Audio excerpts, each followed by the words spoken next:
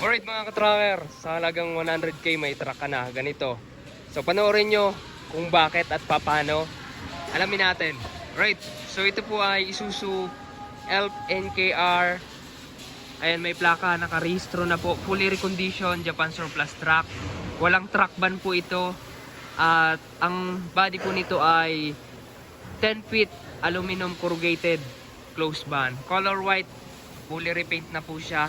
Nandito pa po ito sa loob ng planta kung saan ginagawa po. Ito po yung itsura niya sa loob. Naka-upholstery na yung upuan, naka-floor matting at dinidetailing ng ating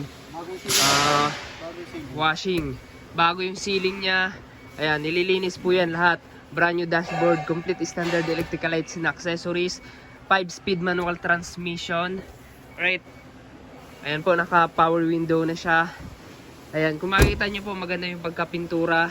Walang truck ban po yan. Ang gross weight capacity po niya ay 4.2. Net capacity naman na 2,100. 3 passenger kasama na driver. 4-wheeler po siya, 4x2 po siya. And then, ang kanyang van, ito po, corrugated aluminum. Closed van, fabricated yan dito sa amin. Ito may, ano na po siya, side door. At ito po yung loob niya. Pakita ko sa inyo. Naka plywood paneling po. Ceiling saka sa mga gilid. And then naka steel flooring na po, checkered. Ayan, meron ditong step board. Tapos ayan, all steel na po siya. Ito po ay camel chassis. Ang ano po nito, ang molye ayan, molye po siya, harap likod. Tapos hindi pa tapos pinturan pero malapit na tong gawin. Malapit nang matapos. Ito po yung likod. Ayan, kung makikita nyo po, may mga ilaw po siya na LED clearance light sa taas saka sa gilid. Ayan, may plaka na yan. Ayan, diba? Maganda yung pagkakagawa. May warranty po ito. Ayan, may mga nire-retouch pang pintura. Ayan, ginagawa pa po ng ating pintor. Tapos naka-relocate na yung kanyang air cleaner para iwas sa baha. Yan, mas maganda pa nito, merong windbreaker. Pero pag mga ganitong maliit, hindi naman kailangan na windbreaker kasi di naman pang malayo ang biyahe. Dito lang. Yan, gumagana po lahat ng ilaw. Ang ilalim po nito na kondisyon, yung mga preno, differential, transmission, clutch, tinignan po ng aming tagagawa. So dito mga ka-tracker, sa halagang 100k makakabili po kayo ng truck. So ang presyohan po talaga ng ganitong unit ay nagre-range na po ito ng 800,000.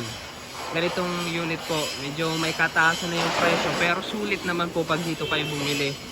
Ayan, depende po sa actual unit na mapipili nyo. Dito po nire-recondition lang yung unit kapag napili na ng client. Depende sa gusto niyang pagkakagawa. Yung 100,000 po ay pwede nyo pang down payment lang, tapos kapag ilalabas na yung unit sa kanyo bayaran ng buo. Right, kung sa financing naman po, meron po kaming accredited financing company na pwede nyo pag-applyan. And kailangan lang po ng 3 latest bank statement, business permit, DTI, and valid IDs, tapos yung application form. Kapag na-aprobahan, and makakawa po kayo ng financing po dito sa amin. Makakapag-loan po kayo ng truck. So third party po yun.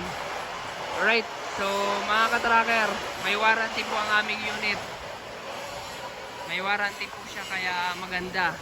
2 months warranty po sa makina and then electrical lights and accessories. Alright, so ayan, yung 100k pwede pong pang reservation nyo lang yan.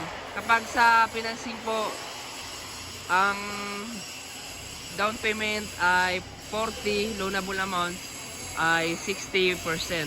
Alright, so yun mga ka-tracker, sana naintindihan nyo. So mahal na po ang unit ngayon. Ang pinakamababa sa ganitong unit, nagre-range na po ng 500,000 pataas. Hindi na po bababa. Depende na lang po kung ano po yung status ng unit na bibilin nyo. pag recondition talaga medyo mataas na yung presyo. Doon lamang mga ka-tracker tayo magtatapos sa mga susunod na video na lang tayo mag topic ng ibang about sa truck. Maraming salamat. God bless. Bye bye.